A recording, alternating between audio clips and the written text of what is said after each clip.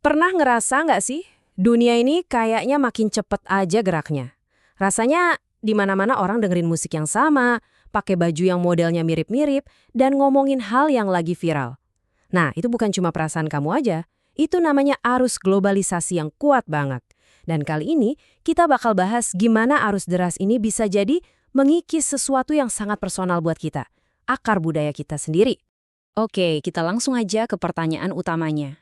Coba lihat benda yang sekarang ada di tangan kamu. Ponsel kamu. Alat ini kan menghubungkan kamu ke seluruh dunia, ya kan? Tapi, pernah kepikiran nggak sih? Jangan-jangan, alat ini justru pelan-pelan mutusin hubungan kamu dengan akar budaya kamu sendiri? Yuk, kita cari tahu bareng-bareng. Jadi, globalisasi itu sebenarnya apa sih? Gampangnya gini, ini adalah proses di mana dunia jadi makin nyambung satu sama lain. Bayangin aja, ada jalan tol raksasa tanpa gerbang, di mana ide, produk, dan gaya hidup bisa melesat dari satu benua ke benua lain cuma dalam sekejap. Nah, inilah kekuatan yang lagi ngebentuk dunia kita sekarang.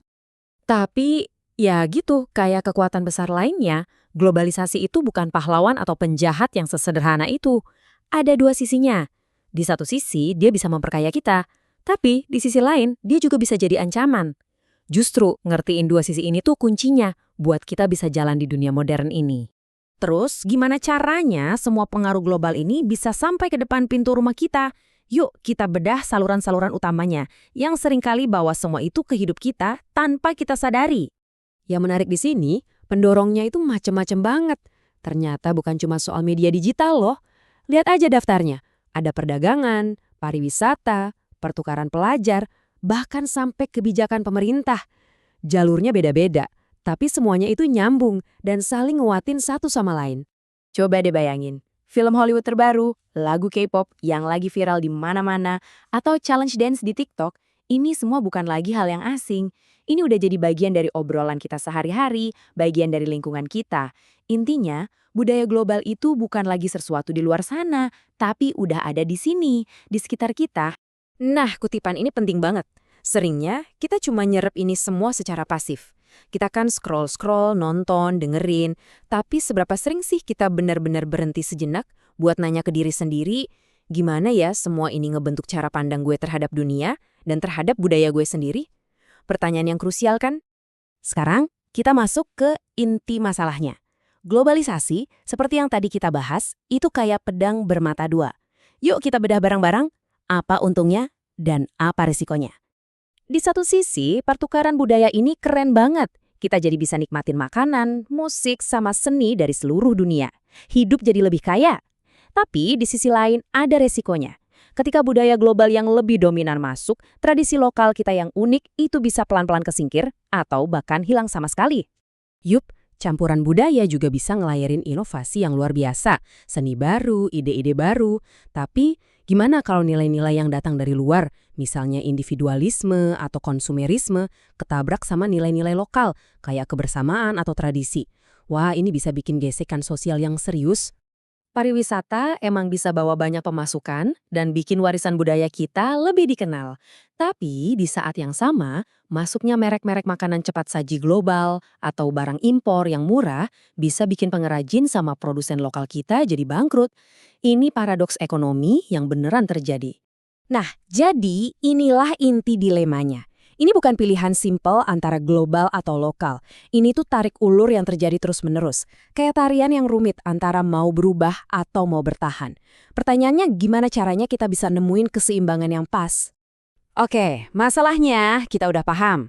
Sekarang kita ngomongin solusinya. Kabar baiknya, kita nggak harus pasrah gitu aja.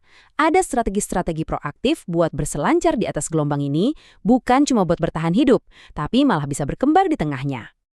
Anggap aja ini kayak langkah-langkah praktisnya. Semua dimulai dari pondasi. Pelajari budaya kamu sendiri. Dari situ ikut serta secara aktif. Abis itu kenalin ke dunia dengan bangga, sampai itu jadi bagian dari identitas kamu. Dan yang terakhir, kita bahkan bisa ekspor budaya kita dan mengubahnya jadi kekuatan ekonomi. Butuh bukti nyata kalau cara ini berhasil? Lihat aja batik Indonesia. Walaupun digempur sama fashion global, batik bukan cuma bertahan, tapi justru berkembang.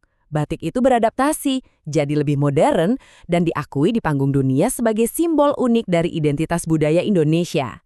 Ini bukti nyata kalau pelestarian itu sangat mungkin dilakukan. Ujung-ujungnya, semua strategi tadi itu kuncinya cuma satu, rasa bangga. Ketika kita bangga sama warisan budaya kita sendiri, rasa bangga itu jadi jangkar yang bikin kita tetap kokoh di tengah lautan globalisasi. Nah, rasa bangga inilah yang jadi perisai kita yang paling kuat. Jadi, kesimpulannya gimana nih? Kita harus melangkah kemana di dunia yang mau nggak mau pasti saling terhubung ini. Kita kan nggak mungkin bangun tembok, terus ngarep dunia luar lewat gitu aja. Nggak realistis. Tujuannya itu jadi peselancar yang jago, bukan malah nyoba ngadepin ombaknya. Ini soal belajar manfaatin energi arusnya tanpa harus ke bawah hanyut. Dan disinilah intinya, balance, keseimbangan. Jadi kita bisa aja nonton film Hollywood terbaru, tapi di saat yang sama kita juga masih ngerti dan ngehargain cerita rakyat kita sendiri. Kita bisa nyobain tren makanan global tanpa ngelupain resep masakan dari nenek. Itulah seninya hidup di abad ke-21. Sebelum kita selesai, saya mau ninggalin satu pertanyaan buat direnungin. Melestarikan budaya itu bukan cuma tugas museum atau pemerintah loh. Tanggung jawabnya itu mulai dari diri kita masing-masing.